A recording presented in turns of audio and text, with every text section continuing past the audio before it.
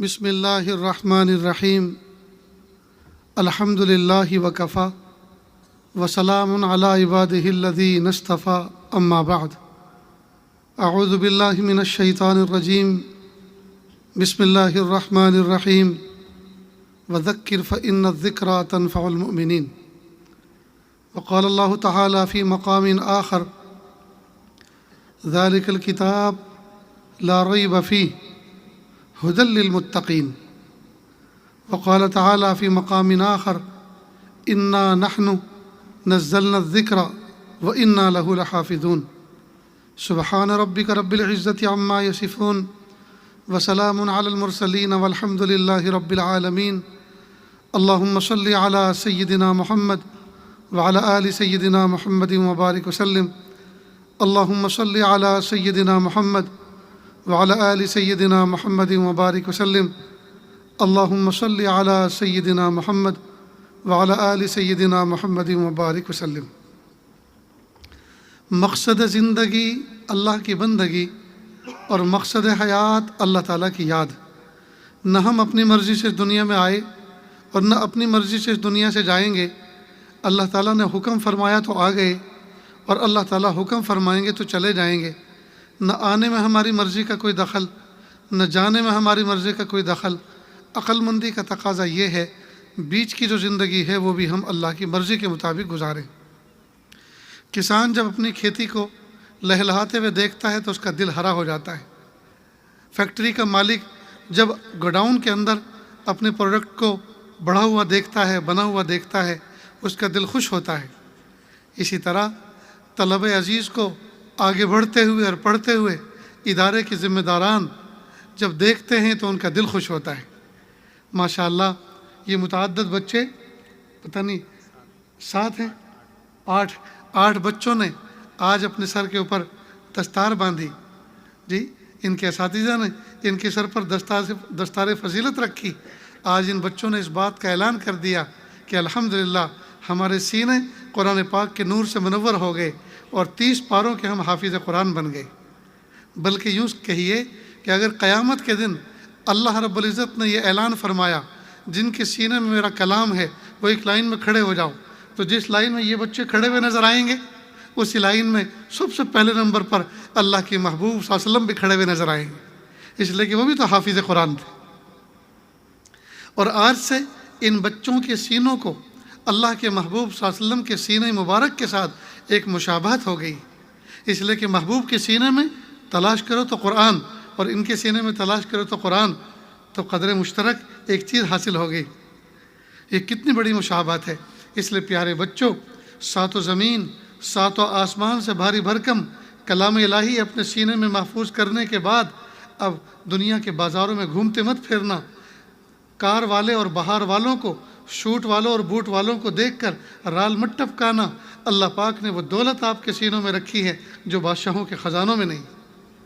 گو کہ آپ کی جیب کی تلاشی لی جائے تو اس وقت آپ کی جیب میں پھوٹی کوڑی نہیں ملے گی، لیکن اللہ پاک نے آپ کے لیے بڑے بڑے دسترخوان بچھا کے رکھے ہیں۔ لوگ آپ کا انتظار کر رہے ہیں، دنیا کی نعمتیں آپ کا انتظار کر رہی ہیں۔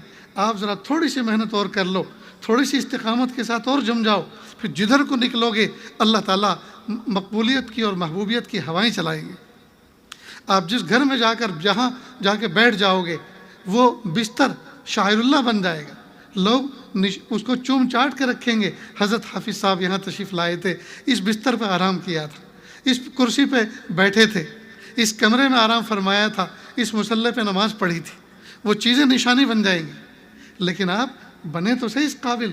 ہجوم بلبل ہوا چمن میں، کیا جو گل نے جمال پیدا، کمی نہیں قدرداں کی اکبر کرے تو کوئی کمال پیدا۔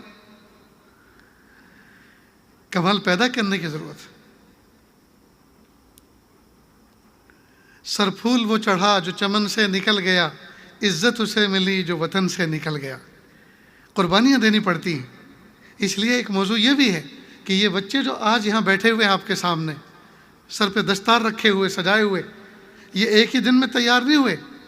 کسی کو سال لگا، کسی کو 2 سال لگے، کسی کو 3 سال لگے، اور کیسے کیسے مجاہدے، کیسی کیسی تکلیفیں انہوں نے سہی، یہ تو ان کا دل جانتا ہے۔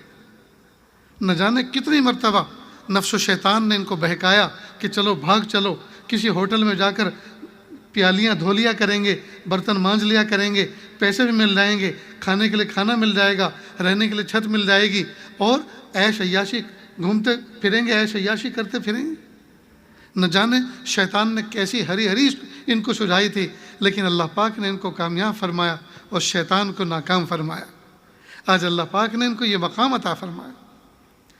یہ عاجز جب بہت سارے اداروں کے اندر جہاں حفظ کی تکمیل ہوتی ہے اس موقع پر جاتا ہے، کہیں 100 بچے حافظ قرآن ہوتے ہیں، کہیں 150 ہوتے ہیں، کہیں اس سے بھی زیادہ ہوتے ہیں، کہیں کئی اداروں کے حفاظ جمع ہو جاتے ہیں جو کئی سو کی تعداد میں ہوتے ہیں، تو اس وقت حفاظ کے مجمع پر جب یہ عاجز نظر ڈالتا ہے تو میرے ذہن کے اندر ایک داستان سی جو ہے بن جاتی ہے۔ وہ یہ کہ ان بچوں میں کوئی نہ کوئی بچہ ایسا بھی ہوگا جس کی ماں نہیں ہوگی، اور کوئی بچہ ایسا بھی ہوگا جس کا باپ نہیں ہوگا، اور کوئی ایسا بھی ہوگا جس کے دونوں نہیں ہوں گے۔ ان بچوں پہ آج کیا گزر رہی ہوگی؟ اس لیے کہ جلسے کی تکمیل کے بعد ہر باپ اپنے بچے کو سینے سے لگائے گا، ہر بھائی اپنے بھائی کو کندھے پہ بٹھائے گا، ہر بھائی اپنے بھائی کے ہاتھ کو چومے گا، پیشانی کو چومے گا، لیکن وہ حافظ قرآن بچہ جو یتیم ہے وہ چاروں طرف دیکھے گا، مجھے کوئی چومنے والا نہیں، مجھے کوئی کندھے پہ بٹھانے والا نہیں، مجھے کوئی سینے سے لگانے والا نہیں۔ جو باپ اب سے 2 سال پہلے میرا ہاتھ پکڑ کر مدرسے میں داخل کرا کے گیا تھا وہ تو قبر میں آرام کر رہا ہے۔ جس والدہ نے مجھے میرا بیگ تیار کیا تھا، میرے کپڑے دھو کر مجھے پریس کر کے بیگ تیار کر کے دیا تھا، وہ والدہ تو قبرستان میں چلی گئی۔ میں گھر جاؤں گا تو سب مجھے دیکھیں گے، لیکن مجھے وہ ہستی نظر نہیں آئے گی جس کو میں بچپن سے ماں کہہ کے پکارتا تھا۔ ان بچوں پہ کیا گزرے گی، ان بچوں پہ کیا گزرتی ہوگی۔ اور ہر دینی ادارے کے اندر عصر سے مغرب تک کا وقت جو ہے یہ ذاتی وقت ہوتا ہے بچوں کا، بچے اس میں کھیلتے ہیں، کودتے ہیں، کپڑے دھوتے ہیں، اب بہت ساری چیزیں ان کی جو ذاتی ضرورت کی ہوتی ہے وہ پوری کرتے ہیں۔ کئی مرتبہ ایسا بھی ہوتا ہے وہ یتیم بچہ جس کی نہ ماں ہے نہ باپ، وہ مدرسے کے صدر دروازے پہ باہر ٹوٹے ہوئے دل کے ساتھ، اس لیے کہ یتیم بچوں کا تو حال ہی ہوتا ہے، ان کے چہروں پہ خوشیاں کم ہوتی ہیں، دل میں غم زیادہ ہوتے ہیں، تو وہ صدر دروازے پہ کھڑا ہوا باہر کا منظر دیکھتا رہتا ہے۔ اتنے میں ایک کار آتی ہے، کار میں سے ایک خوبرو نوجوان اترتا ہے، ڈکی کھولتا ہے، ایک بڑا سا بیگ نکالتا ہے اور اسی یتیم بچے سے کہتا ہے بیٹا یہاں اس نام کا فلاں گاؤں کا ایک بچہ پڑھتا ہے، کیا آپ جانتے ہیں؟ کہ جی انکل میں جانتا ہوں، وہ میرے ساتھی ہیں، میرے کلاس فیلو ہیں، میں ان کو جانتا ہوں۔ کہ بیٹا مجھے ایمرجنسی ہے، جلدی میں آگے جانا ہے، ان کے حوالے مجھے کچھ سامان کرنا ہے، آپ ذرا ان کو بلا دو کہ تمہارے ابو مدرسے کے گیٹ پہ تمہارا انتظار کر رہے ہیں، جلدی کرو۔ وہ بچہ دوڑتے ہوئے آتا ہے، وہ اس کا ساتھی کھیل رہا ہوتا ہے، اس کو کہتا ہے تمہارے ابو تمہیں کچھ دینے آئے ہیں اور ان کو ایمرجنسی میں کہ آگے جانا ہے، جلدی کرو۔ وہ بچہ ہاتھ جھاڑتا ہے اور دوڑتا ہوا جاتا ہے۔ باپ جب اپنے بچے کو دوڑتا ہوا دیکھتا ہے اس کا دل ہرا ہو جاتا ہے، پھر اپنے بچے کو قریب بلاتا ہے، سینے سے لگاتا ہے، اس کے پیشانی پہ بوسہ دیتا ہے، ہاتھ چومتا ہے، پھر کہتا ہے بیٹا تمہاری امی نے 5 جوڑی کپڑوں پہ پریس کر کے دھو کر پریس کر کے تمہارے لیے بھیجے ہیں، اور آج کا گرم کھانا بھی ہاٹ پوٹ کے اندر ٹفن کے اندر موجود ہے جو بیگ میں رکھا ہوا ہے، اور لو یہ 1000 روپئے جیب میں رکھو، جب کبھی ضرورت ہو تو استعمال کرنا، اور جب ختم ہو جائیں تو اپنے استاد کے فون سے فون کر دینا، میں دینے کے لیے آ جاؤں گا۔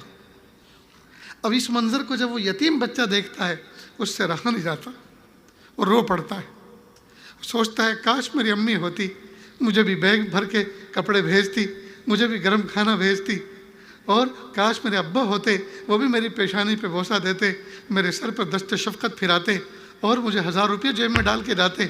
پھر وہ بچہ جب اس سے برداشت نہیں ہوتا وہ ان آنسوؤں کو لے کر وہ وضو خانے کی طرف دوڑ پڑتا ہے اور وضو کرتا جاتا ہے، آنسو بہاتا جاتا ہے، اور ہیرے اور جواہرات سے زیادہ قیمتی آنسو جو اللہ کی نظر میں ہیں وہ ان کو نالی میں بہا دیتا ہے، نالی میں بہا دیتا ہے، اور اپنے غم کو چھپا لیتا ہے لوگوں سے، اپنے غم کو چھپا لیتا ہے لوگوں سے۔ اس لیے اس مجمع میں جو فکر مند حضرات بیٹھے ہوئے ہیں، جو اہل ثروت بیٹھے ہوئے ہیں، میں ان سے دستبستہ عرض کرتا ہوں کہ جب کسی ادارے کے اندر جلسہ ہونے والا ہو اور تکمیل حفظ قرآن کی دستار بندی ہونے والی ہو تو آپ محتم صاحب سے ملو کہ کوئی بچہ یتیم بھی ہے اس میں، کوئی بچہ ایسا نادار کمزور بھی ہے، کوئی بچہ ایسا بھی ہے جو بہت دور دراز سے سینکڑوں میل دور سے آ کر پڑھ رہے ہیں، اور ان کے گھر والوں کو یہی پتہ نہیں ہے کہ تکمیل حفظ کیا ہوتا ہے، خوشی کیا ہوتی ہے، اور دستار بندی کیا ہوتی ہے، اور کوئی آنے والا نہ ہو اس بچے کا، تو ایسے بچے کی خوشی میں مناؤں گا، ایسے بچے کو راحت میں پہنچاؤں گا، ایسے بچے کی دعوت میں کروں گا، ایسے بچے کو نئے کپڑے میں سلوا کے دوں گا، ایسے بچے کو نئی ٹوپی میں لا کے دوں گا، ایسے بچے کو گھڑی میں ہاتھ میں پہننے کے لیے نئی گھڑی میں لا کے دوں گا، اور ایسے بچے کی فراغت کے بعد، تکمیل کے بعد میرے گھر میں دعوت ہوگی، میرے بچوں کے ساتھ بیٹھ کر اس کی خوشی منائیں گے۔ پھر دیکھیے جو شخص یتیموں کی پاسداری کرتا ہے، یتیموں کا خیال رکھتا ہے، ان کی دلجوئی کرتا ہے، اللہ کی رحمتیں اس پر چھم چھم برستی ہیں۔ تو یہ بچے ایک دن میں تیار نہیں ہو گئے، نہ جانے کتنے آنسو ان کے بہے ہیں، اور ان سے زیادہ، سب سے زیادہ ان کی تیاری میں ان کی ماؤں نے آنسو بہائے۔ یہ تو کئی مرتبہ مدرسے سے گئے ہوں گے اور ان کو نفس و شیطان بھاری لگا رہا ہوگا کہ حفظ کرنا بہت مشکل کام ہے، بہت مشکل کام ہے، کہاں ہم پھنس گئے، اور ان بچوں نے کمزور ماں کو الٹیمیٹم دے دیا ہوگا، دیکھو اماں یا تو مجھے رکھ لو یہیں اور مدرسے مت بھیجو، ورنہ تم اپنے بیٹے کو کھو دو گی، میں چلا جاؤں گا، پھر کبھی واپس مڑ کے گھر میں آؤں گا بھی نہیں۔ اب ایسے الٹیمیٹم یہ سنا کر گھر سے چلے ہوں گے، بچہ تو گھر سے چلا آتا ہے، ماں فوراً مصلی بچھاتی اور سو آنسو بہاتی، میرے پیارے رب میرے بچے کا دل ٹوٹ رہا ہے، نفس و شیطان اس پہ مسلط ہے، وہ ان کو پڑھنے دینا نہیں چاہتا، بچہ پڑھنا نہیں چاہتا، میرے پیارے اللہ میں اس کو پڑھانا چاہتی ہوں، آپ نے حکم دیا، میں اس کو پڑھانا چاہتی ہوں، میں اس کو نیکوں کا سردار بنانا چاہتی ہوں، میرے پیارے اللہ اپنی رحمت شامل حال کر دیجئے، اس کے دل کو بدل دیجئے، اس کے دل کو پلٹ دیجئے، اور اس کو دل جمی کے ساتھ پڑھنے کی توفیق دے دیجئے۔ تو کئی مرتبہ بچہ اپنے گھر سے غلط ارادوں کے ساتھ چلتا ہے، غلط ارادوں کے ساتھ قدم اٹھاتا ہے، لیکن ماں کی دعائیں جنت کی ہوائیں ہوتی ہیں، اللہ تعالیٰ بچے کے دل کے ارادے کو بدل دیتا ہے، اور بچہ آ کر بادل ناخواستہ بھی پڑھ لیتا ہے، اور یہاں تک کہ ایک دن آتا ہے کہ اس کی تکمیل ہو جاتی ہے اور اس شکل میں بیٹھے ہوئے نظر آتے ہیں۔ تو ان بچوں نے قربانیاں دی ہیں۔ میرا جو مادر وطن ہے اصل میرٹھ ہے، میرٹھ کے قریب میں ایک گاؤں ہے، وہاں حفاظ بڑے مشہور ہیں، چھوٹے چھوٹے بچے حافظ ہوتے ہیں۔ تو ایک مرتبہ وہاں کسی ادارے کا جلسہ تھا، تو اس عاجز کو بھی بلایا گیا، تو مجھے پتہ چلا کہ اسٹیج کے پیچھے کچھ گھوڑوں کی ہنہنانے کی آواز آ رہی ہے۔ میں نے پوچھا ادارے میں گھوڑے بھی پلتے ہیں؟ کہ نہیں، یہ جو بچے حافظ قرآن ہوئے ہیں ان کے والدین گھوڑے لے کر آئے ہیں تاکہ گھوڑوں پہ بٹھا کے اپنے گھروں کے اس بچوں کو لے جائیں، ان کی عزت افزائی کریں۔ میرا دل بھر آیا کہ واقعی ان بچوں کی شاہ نشان تو ایسا ہی کچھ کام کرنا چاہیے تاکہ ان کی ہمت افزائی ہو جائے اور دوسرے بچوں کی تشجیع ہو جائے، ان کی ہمت افزائی ہو کہ ہمیں بھی حافظ قرآن بننا ہے۔ اور اس سے بڑھ کر خوشی کا مقام اور کیا ہو سکتا ہے؟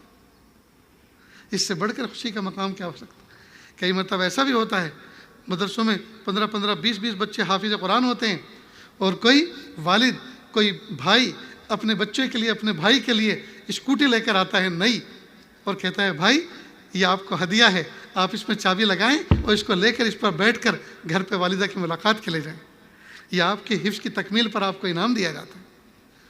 کتنی بڑی بات ہے۔ تو اپنی خوشیوں کا اظہار تو ایسے موقع پہ کرنا چاہیے، کہاں ہم شادی بیاہوں میں جو ہے خرچ کرتے پھر رہے ہیں اور دکھاوے کرتے پھر رہے ہیں جس میں کوئی برکت نہیں۔ میرے ایک دوست تھے عبدالرشید خان، اللہ پاک نے ان کو سونے کا دل عطا فرمایا تھا، بہت بڑے بلڈر تھے، کئی ان کے مکاتب چلتے تھے۔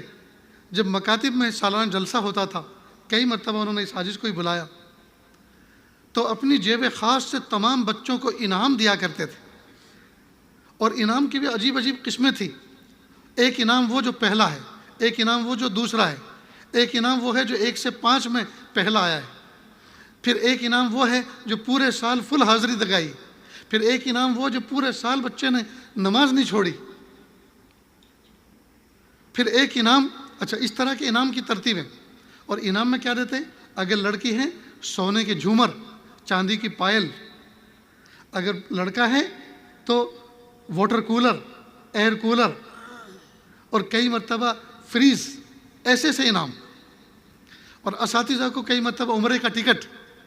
اور وہ رشید خان یوں بھی کہتے تھے بھئی یہ اساتذہ نے اس لیے پڑھایا ہے اور اس لیے پڑھا سکے اور اس لیے پڑھانے کے قابل ہوئے ہیں کہ ان کی بیویوں نے ان کی خدمت کی، ان کا دل خوش رکھا، ان کو ٹینشن فری رکھا، تبھی تو یہ پڑھا سکے، ورنہ اگر وہ ان کو ٹینشن دیتی تو یہ کہاں پڑھا سکتے تھے۔ لہٰذا اساتذہ کی بیویوں کو بھی انعام دیا جاتا ہے اور ان کو کچن کی ان کی ضرورت شاہ نشان دی جاتی تھی، لہٰذا ایک انعام اساتذہ کی بیویوں کو بھی دینا چاہیے۔ اور اہل ثروت حضرات اگر ان بچوں کو انعام دینے کا ارادہ کرتے ہوں تو ان کی والدہ کو بھی انعام دو، ان کی والدہ کو بھی گفٹ پہنچاؤ کہ اصل میں انعام کی حقیقت میں حقدار تو وہ ہیں کہ انہوں نے ان کو تیار کیا۔ لیکن کیا کریں، مستورات مستور ہوتی ہیں، چھپی ہوئی ہوتی ہیں، اور ان کے سارے کام اور سارے اعمال ہی چھپے ہوئے ہوتے ہیں۔ لہٰذا یہ عاجز کہا کرتا ہے کہ کعبۃ اللہ کو بنایا سیدنا ابراہیم علیہ السلام نے ننھے اسماعیل علیہ السلام کے تعاون سے، لیکن اس طرف ذہن کسی کا نہیں جاتا، اصل کعبۃ اللہ کے بنانے میں تو اصل ماں ہاجرہ کا کردار تھا، اس لیے کہ وہ اگر قربانی نہ دیتی تو کعبۃ اللہ تو بنتا جہاں بنتا، لیکن اسباب کے درجے میں شاید وہاں نہ بنتا، اس لیے کہ قربانی تو اصل مہاجرہ نے دی۔ جب سیدنا ابراہیم علیہ السلام ان کو وادی غیر ذی زرع میں چھوڑ کے چل دیے، اب یہ اونٹ کی رکاب پکڑ کر، اس کی لگام پکڑ کر ساتھ چلتی رہی اور 2.25 کلومیٹر کدئی مقام تک پیدل چلتی رہیں اور کہا کہ آپ ہمیں یہاں کیوں چھوڑ کے جا رہے ہیں، آپ ہمیں یہاں کیوں چھوڑ کر جا رہے ہیں۔ پھر خیال آیا کہ یہ وقت کے نبی ہیں، اللہ کے حکم کے بغیر یہ کوئی کام کرتے نہیں ہیں، تو آخر میں ان سے یہ پوچھ لوں میں کہ یہ کام اپنی مرضی سے کب کر کے جا رہے ہو، ہمیں جو چھوڑ کے جا رہے ہو اپنی مرضی سے چھوڑ کے جا رہے ہو یا اللہ کا حکم ہے؟ جب کہا کہ اللہ کا حکم ہے تو فوراً اس بات میں سر ہلایا کہ ہاں یہ اللہ کا حکم ہے اس لیے چھوڑ کے جا رہا ہوں، فوراً نکیل چھوڑ دی اور کہا تب تو میرا رب مجھے ضائع نہیں کرے گا۔ اللہ اکبر کبیرہ، کیا جذبات ہوں گے حضرت ہاجرہ علیہ السلام کے اس وقت۔ اللہ ہم سب کو عطا فرمائے کہ اگر آپ اللہ کے حکم سے ہمیں چھوڑ کے جا رہے تب تو ہمارا رب ضائع نہیں کرے گا، تب تو میرا رب مجھے ضائع نہیں کرے گا، اور رہ پڑی وہاں مکہ مکرمہ میں۔ اللہ اکبر کبیرہ۔ تو دیکھیے قربانی کعبۃ اللہ کے بنانے میں اصل حضرت ہاجرہ علیہ السلام نے دی، لیکن چونکہ وہ مستورات میں ہیں لہٰذا ان کی قربانی کی طرف کسی کا ذہن بھی نہیں جاتا۔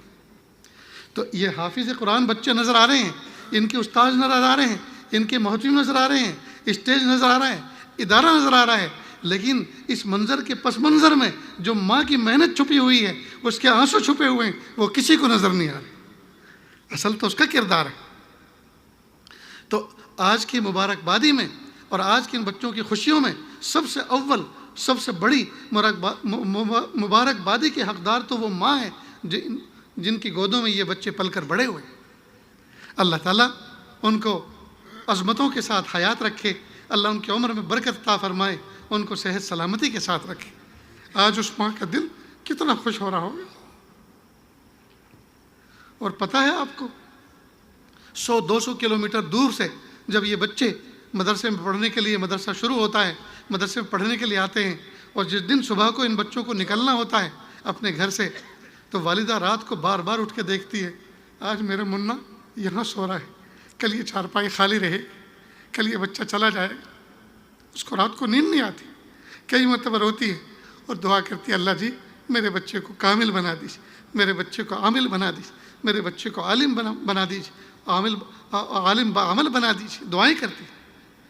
پھر جب صبح کی اذان ہوتی ہے بچے کو اٹھاتی ہے، جی موسم کے اعتبار سے گرم پانی کرتی ہے، نہلاتی دھلاتی کپڑے پہناتی ہے، فجر کی نماز کے لیے بھیجتی ہے، بچہ نماز پڑھ کے جب واپس آتا ہے ناشتے کے دسترخوان تیار رہتا ہے، ادھر ناشتے سے فارغ ہوتا ہے، ماں کہتی ہے بچے کے والد کو لو میرے منع کا یہ بیگ سنبھالو اس کو اور میرے بچے کو مدرسے پہنچا کر آؤ۔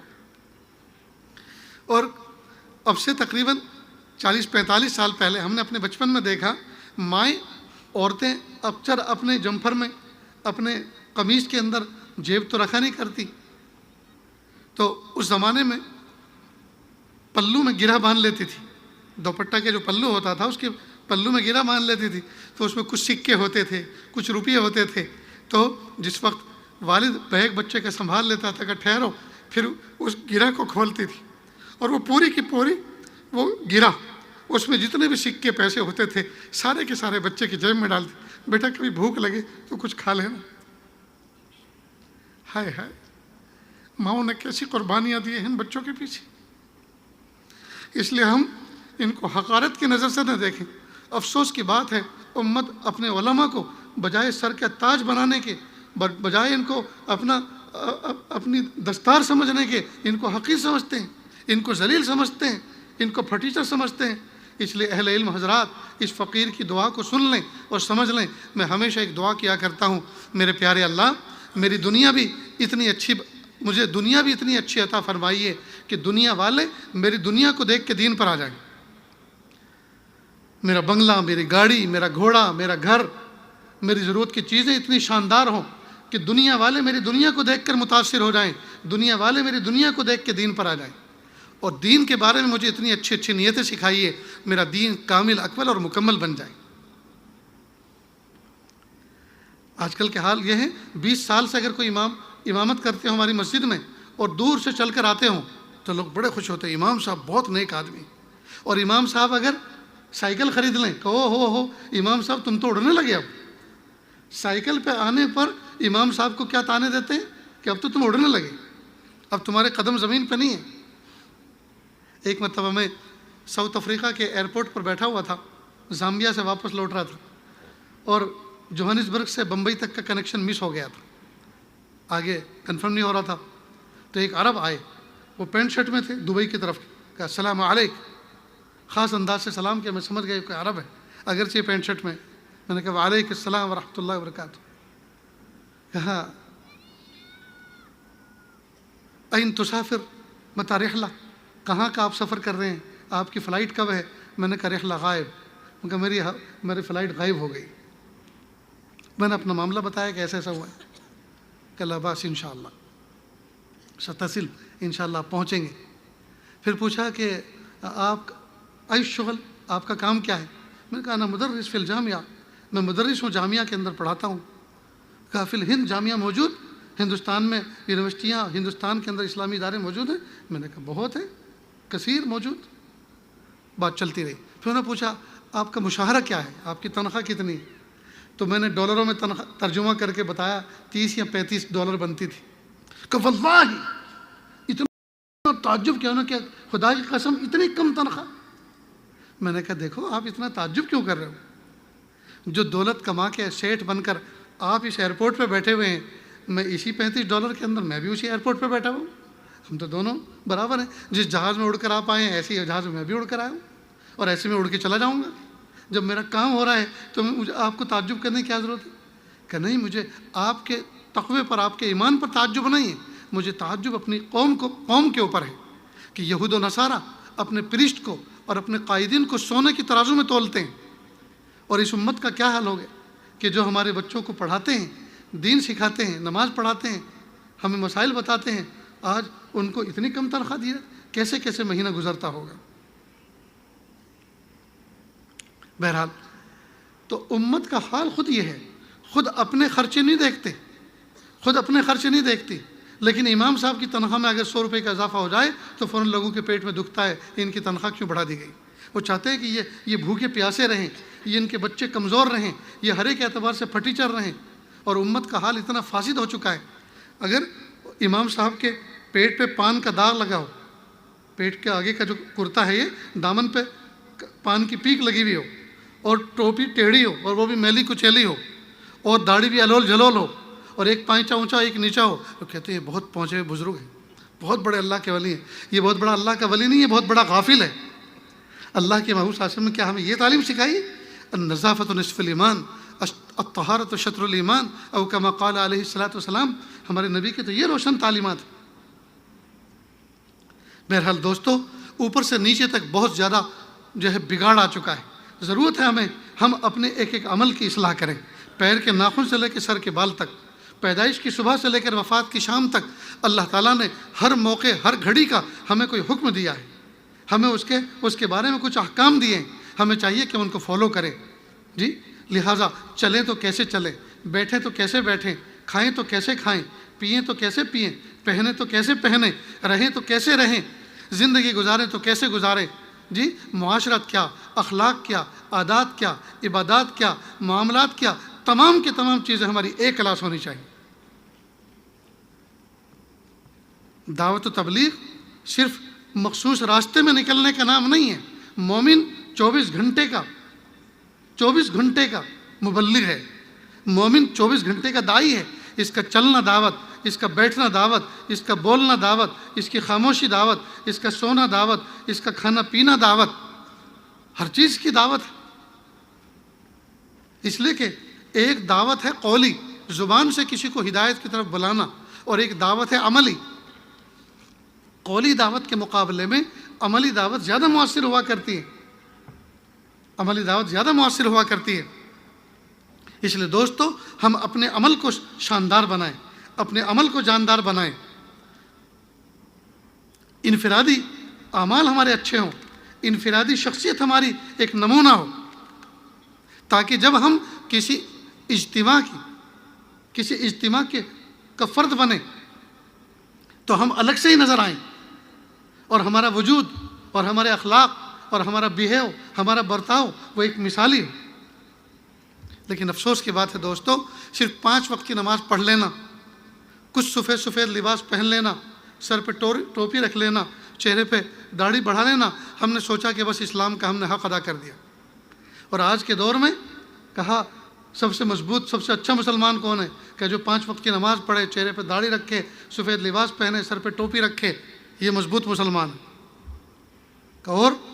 اور اس پہ کچھ اضافہ اور کہا جو سب سے زیادہ گوشت کھائے وہ سب سے کٹر مسلمان ہے، وہ کٹر مسلمان۔ یہ سب پرائیویٹ لمیٹڈ ہماری تعریفات نہیں دوستو، ہم پیر کے ناخن سے لے کے سر کے بال تک، پیدائش کی صبح سے لے کر وفات کی شام تک 24 گھنٹے 8 پہر اللہ کے محبوب صلی اللہ علیہ وسلم کی سنتوں کے مطابق زندگی گزاریں، اللہ تعالیٰ کے احکام کے مطابق زندگی گزاریں۔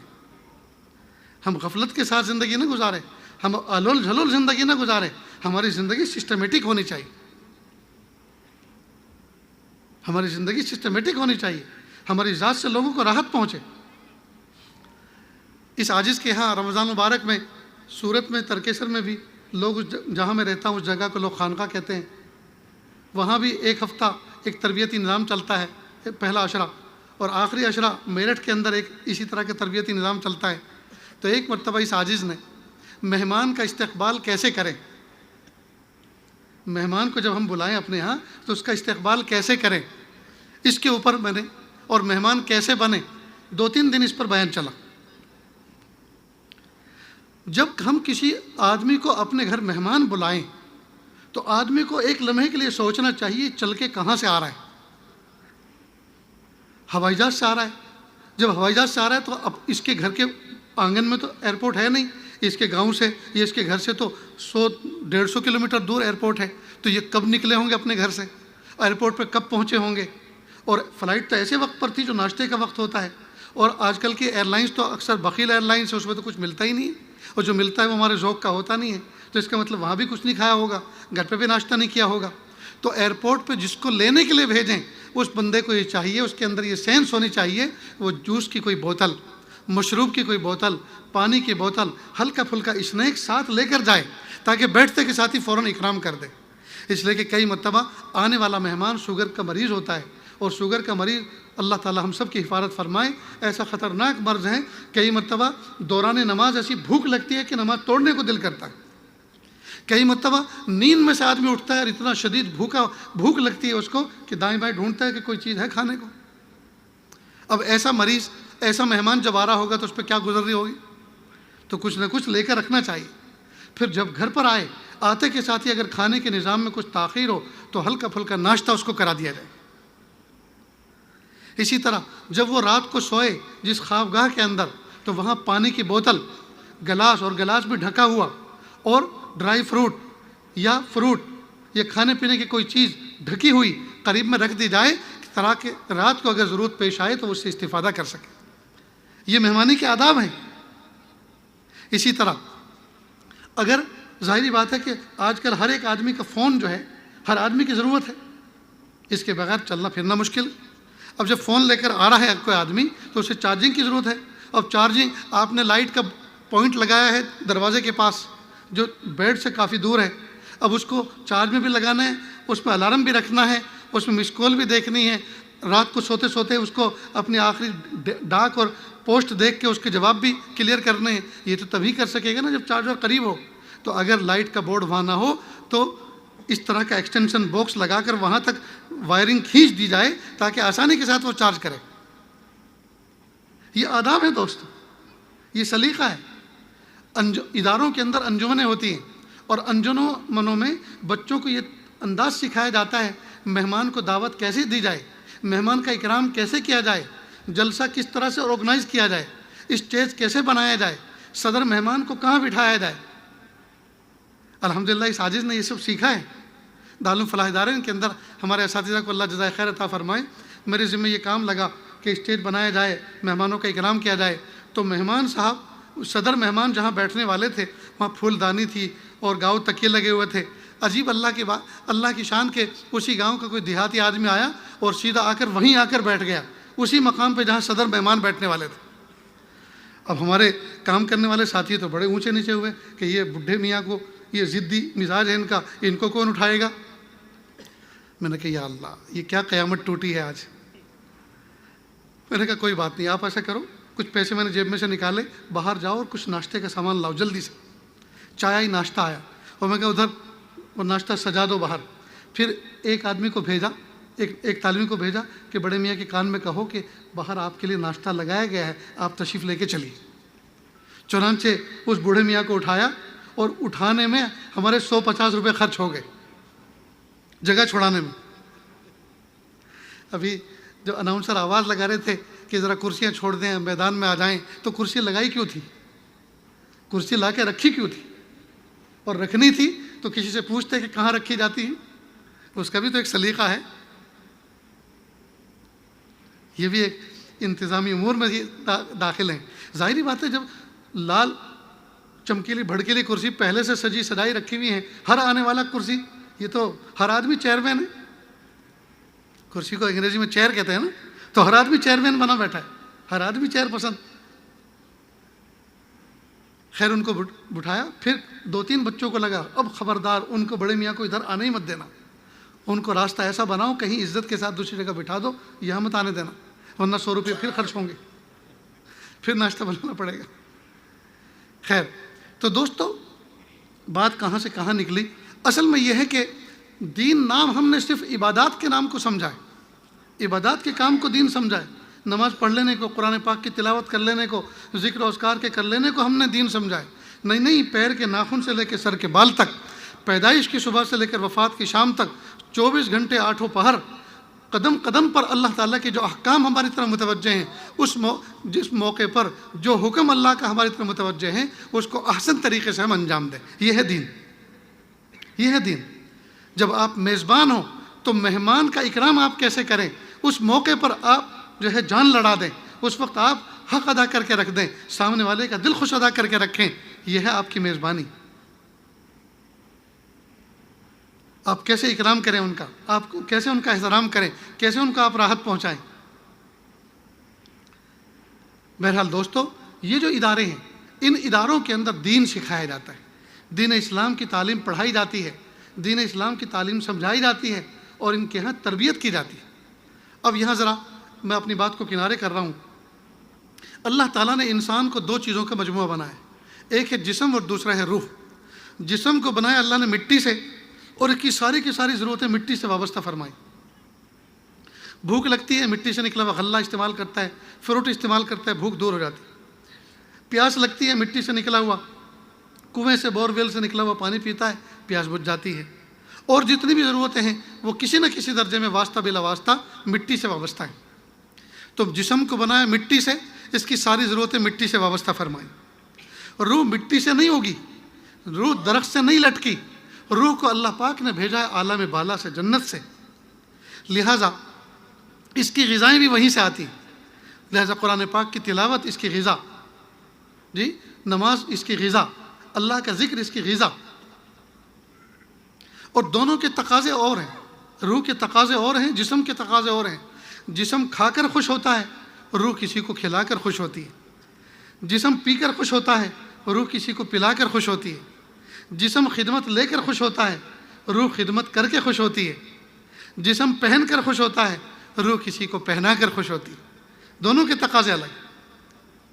شہر اندور کے بھرے بازار میں، شہر بھوپال کے بھرے بازار میں جسم کو راحت دینے والے سامانوں سے دنیا بازاروں کی دکانیں بھری پڑی، لیکن روح کو راحت دینے والا سامان بھرے شہر میں کسی ایک دکان پہ بھی دستیاب نہیں۔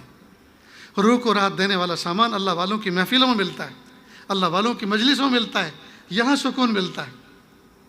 اس لیے دوستو، اہل علم حضرات کی قدر کریں، ان کو اپنے ہاں بلائیں، ان کو اپنے ہاں بٹھائیں، ان کی خدمت کریں، ان کا اکرام کریں، ان کی باتوں کو سنیں، ان کی تعلیمات پر کان دھریں اور اس پر عمل کریں۔ انشاءاللہ دنیا بھی سہانی ہو جائے گی اور آخرت بھی سہانی ہو جائے گی۔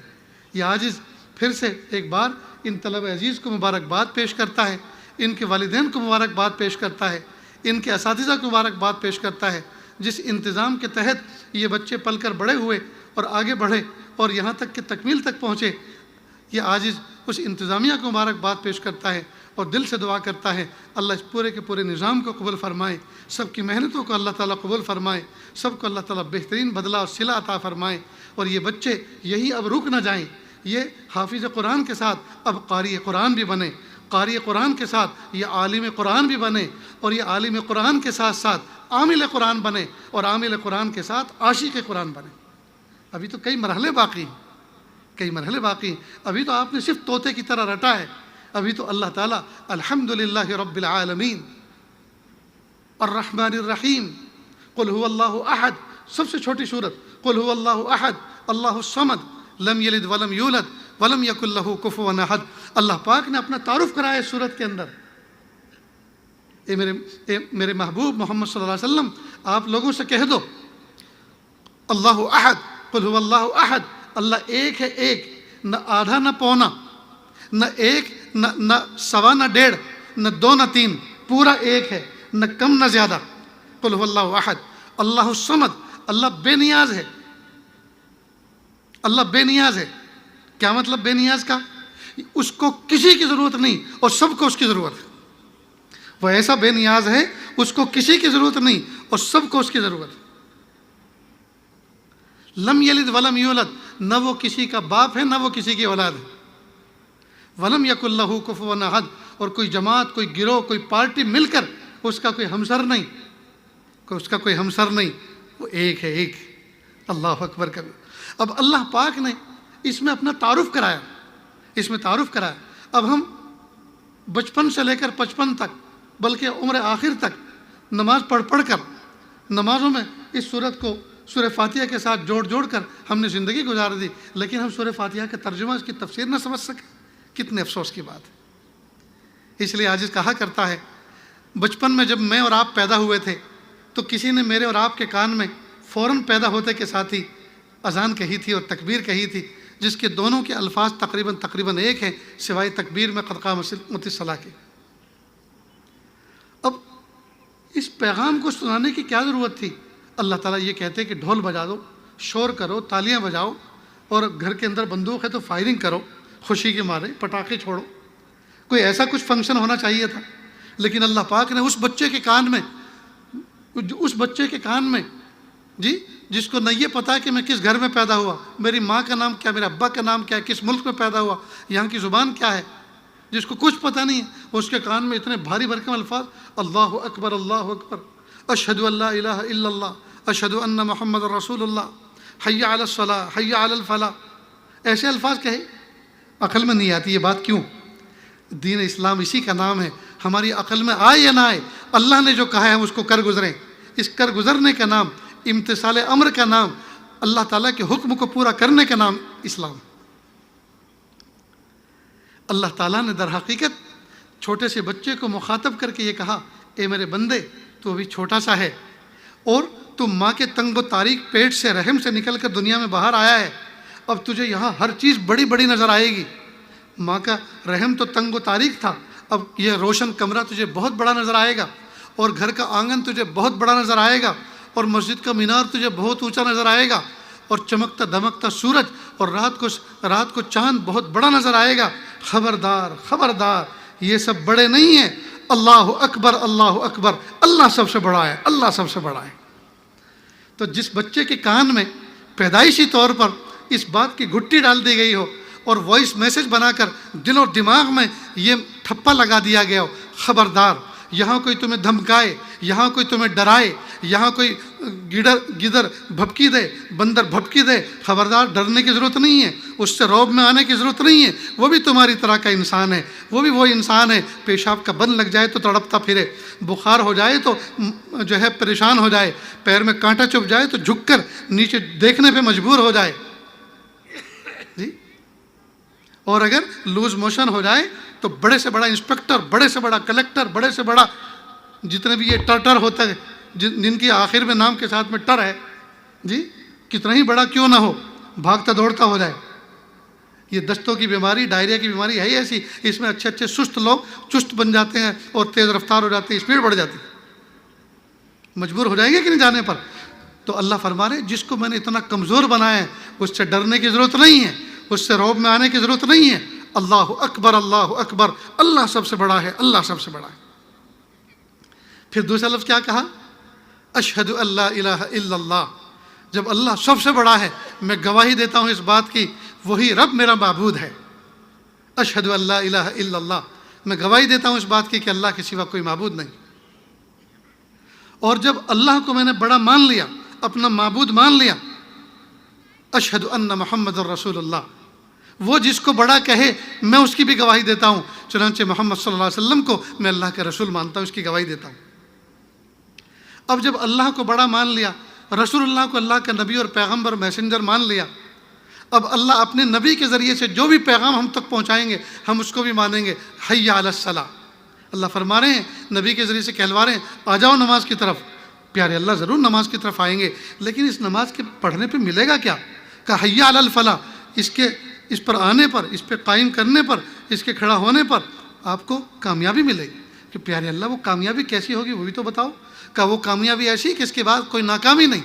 بھلا یہ کیسے ہو سکتا ہے کامیابی کے بعد ناکامی نہ ہو؟ کہ ہاں جیسے پھل پکا ہونے کے بعد کبھی کچا نہیں ہوتا اور بچہ بالغ ہونے کے بعد کبھی نابالغ نہیں ہوتا، اللہ جس کو کامیاب کر دے وہ کبھی ناکام نہیں ہوتا۔ حی علی الفلاح۔ اور پھر کہا اللہ اکبر لا الہ الا اللہ۔ تو دیکھیے میرے اور آپ کے دنیا میں آتے کے ساتھ ہی ودن منٹ ودن سیکنڈ کسی نے ہمارے دائیں کان میں اذان اور بائیں کان میں تکبیر کہہ دی تھی، اور صبح قیامت تک، مرتے دم تک، ہر دن مسجد کے بلند میناروں سے 5 دفعہ یہ آواز ہمارے کانوں میں پڑتی ہے اذان کی، اور اس 5 مرتبہ کی اذان میں 25 دفعہ اللہ اکبر اللہ اکبر اللہ اکبر اللہ اکبر اللہ اکبر اللہ اکبر کی صدا آتی ہے۔ افسوس کی بات ہے اتنی اللہ اکبر کی صدا سننے کے بعد بھی ہم اللہ کو بڑا نہیں مان رہے، جو ہمیں ڈرا رہے ہیں ان کو بڑا مان رہے ہیں، جو ہمیں دھمکا رہے ہیں ان کو بڑا مان رہے ہیں۔ دوستو کہیں یہ شرک تو نہیں ہو رہا؟ یہ ہم سے کوئی شرک جلی اور شرک خفی تو نہیں ہو رہا؟ کہیں ہمارے عقیدے کمزور تو نہیں ہو رہے؟ کہیں اللہ کی رحمت سے ہماری توجہ ہٹ تو نہیں گئی؟ ہائے ہائے دوستو، روزانہ کلمہ توحید پڑھ کر اور 4 کلمہ پڑھ کر اور 3 کلمہ پڑھ کر اپنے ایمان کی تجدید کیا کریں، اپنے ایمان کی تجدید کیا کریں۔ اللہ تعالیٰ سے دعا ہے اللہ تعالیٰ اس ادارے کو دن دونی رات چوگنی ترقی عطا فرمائے، کام کرنے والے عملے کو اللہ تعالیٰ محبت عطا فرمائے، ہر بڑے کو چھوٹے کے ساتھ شفقت کرنے اور ہر چھوٹے کو بڑے کا اکرام کرنے کی توفیق عطا فرمائے، اور جتنے اساتذہ ہیں محبتوں کے ساتھ مل جل کر کام کریں۔ وآخر دعوانا ان الحمد للہ رب العالمین۔ جزاکم اللہ۔ گلاس ہے نہیں؟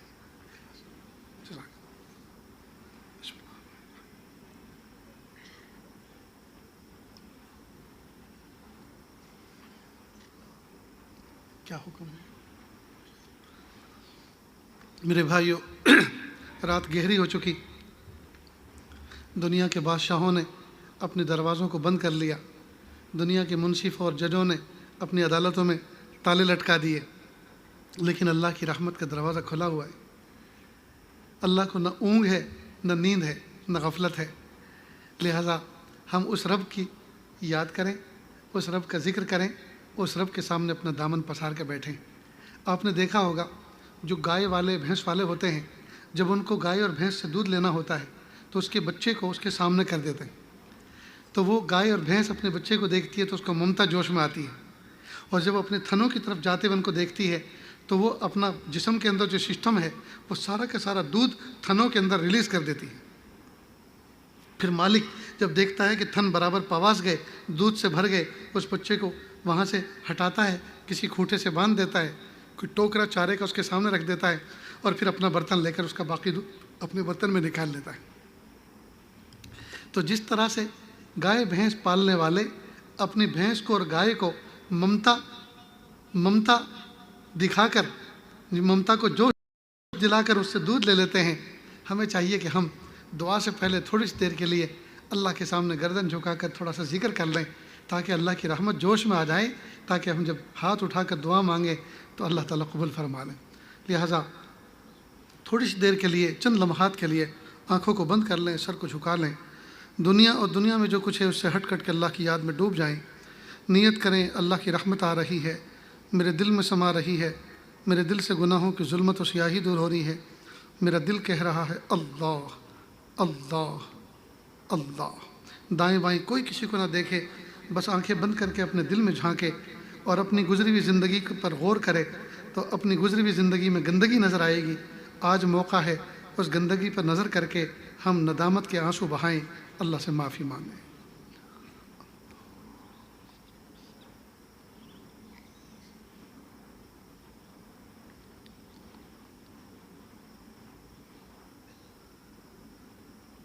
کس سے مانگیں کہاں جائیں، کس سے کہیں، اور دنیا میں حاجت روا کون ہے۔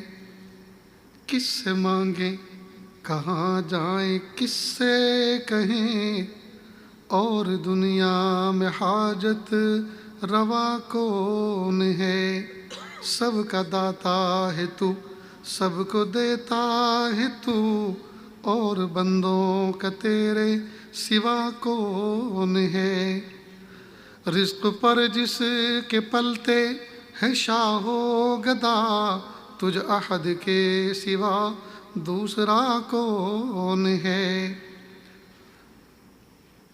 کون مقبول ہے کون مردود ہے، کون مقبول ہے کون مردود ہے، بے خبر کیا خبر تجھ کو کیا کون ہے۔ جب تلیں گے عمل سب کے میزان پر، جب تلیں گے عمل سب کے میزان پر، تب کھلے گا کہ کھوٹا کھرا کون ہے۔ جب تلیں گے عمل سب کے میزان پر، تب کھلے گا کہ کھوٹا کھرا کون ہے۔ اے فقیر اس کو تو فضل باری سمجھ، ورنہ تیری طرف دیکھتا کون ہے۔ اے فقیر اس کو تو فضل باری سمجھ، ورنہ تیری طرف دیکھتا کون ہے۔ کس سے مانگیں کہاں جائیں، کس سے کہیں، اور دنیا میں حاجت روا کون ہے۔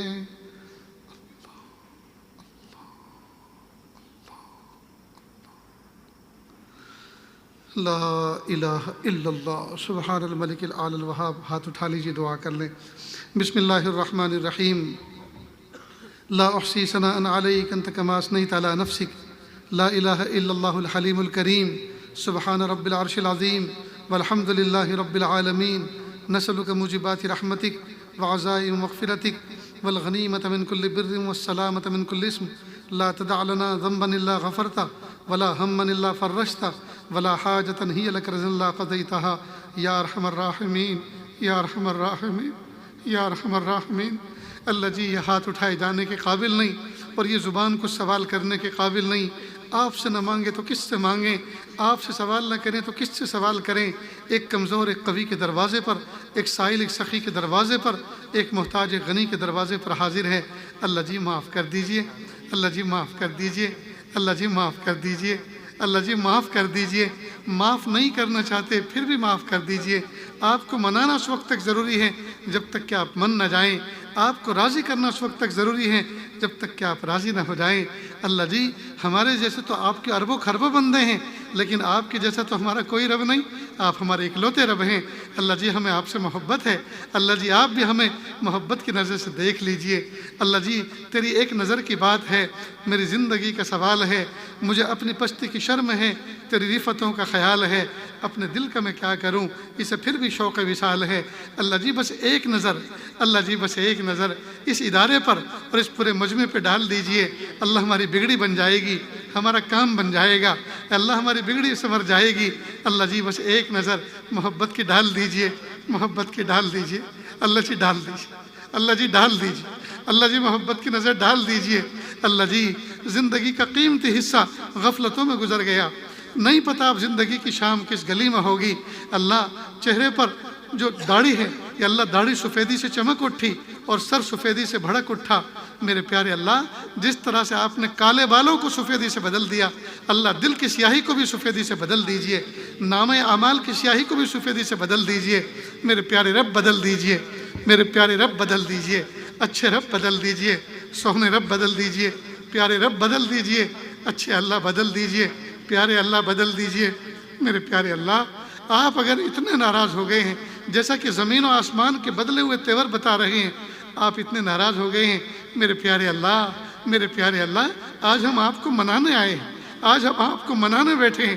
اللہ جی آپ راضی ہو جائیے، پلیز اللہ راضی ہو جائیے، اچھے اللہ راضی ہو جائیے، سونے اللہ راضی ہو جائے، پیارے رب راضی ہو جائے، اچھے رب راضی ہو جائیے۔ پیارے رب ہم نے دنیا میں بچوں کو دیکھا، اگر معصوم سا 2.5-3 سال کا بچہ ہو، ماں اس سے روٹھ گئی ہو، ناراض ہو گئی ہو اور گھر سے باہر نکال دے اگر رات کے وقت میں، تو بچہ دروازے پیٹتا ہے، دروازے تھپ تھپاتا ہے، امی مجھے اندر لے لو، دیکھو کالا کتا آ رہا ہے مجھے کاٹ لے گا، امی دیکھو وہ کوئی انسان آ رہا ہے مجھے اٹھا کے لے جائے گا، امی مجھے اندر لے لاؤ، مجھے امی اندر لے لو، مجھے کوئی نقصان پہنچا دے گا۔ میرے پیارے اللہ وہ معصوم بچہ تڑپ کر ماں کو گڑ گڑاتا اور پکارتا ہے، وہ جانتا ہے اماں کے علاوہ میرا کوئی پرسان حال نہیں، کوئی مجھے پناہ دینے والا نہیں۔ اللہ جی ہمیں اس بات کا کامل احساس ہے، میرے پیارے ربا کے علاوہ ہمیں کوئی پناہ دینے والا نہیں، ہمیں کوئی سہارا دینے والا نہیں، کوئی ہمارے سر پہ ہاتھ پھرانے والا نہیں۔ میرے پیارے اللہ ہمارے جیسے تو آپ کے اربوں خربوں بندے ہیں، لیکن آپ کے جیسا تو ہمارا کوئی رب نہیں، آپ ہمارے اکلوتے رب ہیں۔ اللہ جی آپ ترس کھا لیجیے۔ اللہ جی ہم نے دنیا کے لوگوں کو دیکھا، کوئی شادی بیاہ کا کوئی فنکشن ہوتا ہے اور گھر کا جو بڑا ہوتا ہے، ذمہ دار بوڑھا ہوتا ہے، وہ اپنے پوتے اپنے بیٹے کے کندھے پہ سہارا لے کر وہ جہاں مہمان شامیانے کے نیچے بیٹھے ہوئے ہوتے ہیں تمام کی وزٹ کرنے اور تمام کی زیارت کرنے نکلتا ہے، اور اپنی کمزور سی بوڑھی نگاہوں سے کمزور نگاہوں سے وہ غور کر کے دیکھتا ہے کہیں ایسا نہ ہو کوئی ہمارا قریبی مہمان کوئی دور کا مہمان آیا ہوا ہو اور ہم سے اس کا اکرام نہ ہو سکے اور وہ روٹھ کے چلا جائے۔ خیر وہ اپنے کسی بچے کے سہارے سے چلتا ہے اور ڈھونڈتا وہ ایک کونے میں جاتا ہے، وہاں جا کے کہتا ہے بھائی جان آپ کا کیا نام ہے، آپ کہاں سے آئے ہو؟ وہ کہتا ہے ہم آپ کے بہت پرانے رشتہ دار ہیں، فلاں شہر سے آئے ہیں۔ فوراً یہ بوڑھا اپنی باہیں پھیلا دیتا ہے، ہائے ہائے کیا بات ہے، آپ نے دل خوش کر دیا، ہمارے اس خوشی کے موقع پہ آپ آئے، پلیز آپ یہاں سے اٹھو، آپ کے بیٹھنے کی یہ جگہ نہیں ہے۔ پھر اپنے بچے سے خطاب کر کے کہتا ہے بیٹا یہ ہمارے پرانے اور بہت خاص مہمان ہیں، ان کو بیڈ روم میں لے کر جاؤ، ان کو اندر لے کر جاؤ، ان کا اکرام وہاں کرو۔ میرے پیارے اللہ دنیا والے پرانے رشتے کا خیال رکھتے ہیں، اللہ ہم آپ کے پرانے ہیں، اللہ ہم آپ کے پرانے ہیں۔ اللہ بچپن سے جب سے ہوش سنبھالا ہے آپ ہی کا نام پکارا ہے، آپ ہی کو پہچانا ہے کہ اللہ پیر کے ناخن سے لے کے سر کے بال تک ہمارا بدن کا رواں رواں گنہگار ہے، لیکن اس 5 فٹ کے جسم میں 4 انگل کا ایک عضو ایسا بھی ہے جس نے آج تک آپ کی نافرمانی نہیں کی، اور وہ ہے ہمارا ماتھا، وہ ہے ہماری پیشانی، آج تک اس نے آپ کی نافرمانی نہیں کی، آپ ہی کے سامنے جھکی ہے اور انشاءاللہ آپ ہی کے سامنے جھکے گی بھی۔ میرے پیارے اللہ اس پیشانی کی وفاداری کی طفیل پورے جسم کی مغفرت کر دیجیے، پورے جسم کی مغفرت فرما دیجیے۔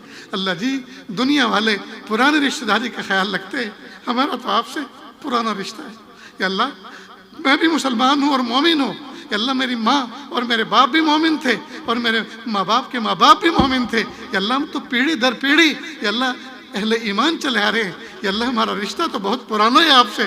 اللہ اس پرانے رشتے کا خیال کر لیجیے، اللہ خیال کر لیجیے، اللہ خیال کر لیجیے، اپنا بنا لیجئے، اپنے کاموں سے لگا لیجئے، محروم نہ فرمائیے، محروم نہ فرمائیے، محروم نہ فرمائیے۔ میرے پیارے اللہ، ایک بوڑھا فقیر، اور وہ بھی نابینا فقیر، اندازے سے لوگوں کے دروازوں پر اندازے سے کھڑے ہو کر بھیک مانگتا پھر رہا تھا۔ ہاتھ میں اس کے ایک چھڑی تھی، ایک لکڑی تھی، اور دوسرے ہاتھ میں ایک پیالہ تھا۔ وہ ایک دروازے پر آیا اور اس نے خوب اچھی طرح قیافہ لگا کر اندازہ لگایا کہ یہ کسی بڑے سیٹھ کا، بڑے امیر کبیر کا گھر ہے، اس کی حویلی ہے۔ لہٰذا اس نے صدا بھی بہت اونچی لگائی، او اونچے دروازے والے، او اونچی کھڑکی والے، دے دے اللہ کے نام پر، اللہ تیرا بھلا کرے۔ جب اس نے 3 مرتبہ صدا لگائی اور جواب کوئی نہ ملا تو اس نابینا اندھے فقیر نے عجیب بات کہہ ڈالی، یہ کس بخیل کا گھر ہے، یہ کس کنجوس کا گھر ہے؟ ارے نہیں دینا مت دے، تو مالک ہے اپنے مال کا، میں کوئی چھیننے تھوڑے آیا ہوں، تیری مرضی کا سودا ہے، دینا ہو تو بھی بھلا، نہ دینا ہو تو بھی بھلا، لیکن پھوٹے منہ سے کم از کم عذر تو کر دے، یہ تو کہہ دے کہ آگے دیکھ پھر کبھی آنا۔ جب اس نے اپنے منہ سے یہ الفاظ نکالے، کس بخیل کا، کس کنجوس کا گھر ہے، ایک نوجوان اس منظر کو بھی دیکھ رہا تھا اور یہ باتیں بھی سن رہا تھا۔ وہ قریب آیا اور بوڑھے کے کندھے پہ ہاتھ رکھا اور کہا، بابا یہ تم نے کیا گستاخی بھرے کلمات کہہ دیے، یہ کسی سیٹھ کا، کسی امیر کبیر کا گھر نہیں ہے، یہ تو جامع مسجد کا دروازہ ہے، اور آپ نے اللہ کو بخیل کہہ دیا، آپ نے اللہ کو کنجوس کہہ دیا۔ بس یہ سننا تھا۔ فقیر کانپ گیا، لرز گیا، اس نے اس پیالے کو، کشکول کو جس میں بھیک مانگ رہا تھا، دیہ مارا زمین میں، اس کو توڑ دیا، مسجد کی چوکھٹ پکڑی اور صحن مسجد میں داخل ہوا اور پیشانی صحن مسجد میں رگڑنے لگا۔ خوب دیر تک معافی مانگی اللہ سے، اس کے بعد واپس باہر نکلا۔ وہ نوجوان انتظار میں تھا، بابا اب کس میں بھیک مانگو گے، پیالہ تو تمہارا چکنا چور ہو چکا۔ اس بوڑھے نے عجیب بات کہی، بیٹا اس دروازے پہ صدا لگانے کے بعد آج عہد کر کے آیا ہوں، آج کے بعد مخلوق کے دروازے پہ کبھی صدا نہیں لگاؤں گا۔ اے میرے پیارے رب، ہم بھی تو ہاتھوں کا پیالہ بنا کر آپ کے دربار میں بھیک مانگ رہے ہیں، کہ اللہ اس پیالے کو مخلوق کے سامنے پھیلنے سے بچا لیجئے، مخلوق کے سامنے پھیلنے سے بچا لیجئے، ان ہاتھوں کو ہمیشہ دینے والا بنائیے، بھیک مانگنے سے بچائیے۔ میرے پیارے اللہ، اس مجمع میں نہ جانے کیسے کیسے دکھیارے، نہ جانے کیسے کیسے غم کے مارے بیٹھے ہوئے ہیں، سب کے دلوں کے اندر یا اللہ مسائل کا انبار ہے، کہ اللہ پریشان ہیں، کہ اللہ تمام کی تکلیفوں کو دور فرما، کہ اللہ جو بے گھر بے در بے سہارا ہیں ان کو سکون و سہارا عطا فرما، کشادہ ذاتی گھر عطا فرما، کہ اللہ جن کے بچے بچیاں عمر کو پہنچ چکے، جوان ہو چکے، ان کو مناسب رشتے عطا فرما، جن کے رشتے مل چکے سادگی سنت و شریعت کے مطابق نکاح کرنا آسان فرما، کہ اللہ مدارس دینیہ، مکاتب قرآنیہ، مساجد اسلامیہ اور وہ خانقاہیں جہاں اللہ اللہ سکھایا جاتا ہے، اللہ تمام کی حفاظت فرما، شیر و شکر بن کر کام کرنے کی توفیق عطا فرما۔ اللہ ہماری حکومت کو صحیح وقت پر صحیح فیصلے لینے کی توفیق عطا فرما۔ اللہ ہمیں ایسے حکمراں عطا فرما، یا اللہ جو رعایت کریں، رعایا کے مسائل کی رعایت کریں، ان کی ضرورتوں کی رعایت کریں، ان کے آئلی مسائلوں کی رعایت کریں، ان کے مذہب کے مسائل کی رعایت کریں۔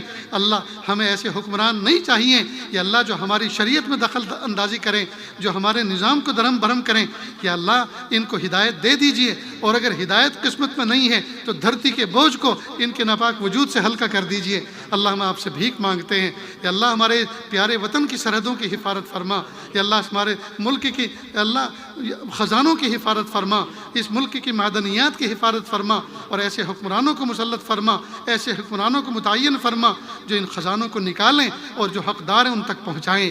یا اللہ جو حکمراں ہیں، یا اللہ یہ تو خزانے پہ سانپ بن کر بیٹھ گئے ہیں، میرے پیارے اللہ بچا لیجئے، بچا لیجئے، بچا لیجئے، رحمت فرما دیجئے، عافیت کا معاملہ فرما دیجئے۔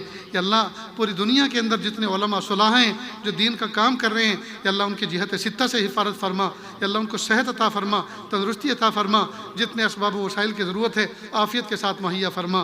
اللہ جو بچے حافظ قرآن بنے، یا اللہ ان بچوں کو ان کے ماں باپ کی آنکھوں کی ٹھنڈک بنا کر قبول فرما۔ وصلی اللہ تعالی علی خیر خلقہ محمد و آلہ و اصحابہ اجمعین برحمتک یا ارحم الراحمین۔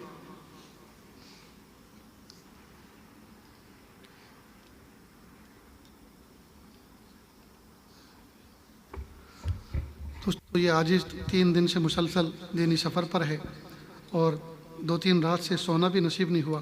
ابھی پھر بائی روڈ گجرات کی طرف جانا ہے، وہاں کل 9 بجے صبح میں کسی شہر میں حاجیوں کا پروگرام ہے، لہذا دل تو یہ چاہ رہا تھا میں سب سے مصافحہ کرتا، لیکن بہت ناممکن ہے، مشکل ہے، دیر ہو جائے گی۔ میں آپ کو سلام کرتا ہوں، آپ محبت بھرا جواب دے دیں اور میرے لیے راستہ چھوڑ دیں۔ السلام علیکم ورحمۃ اللہ وبرکاتہ۔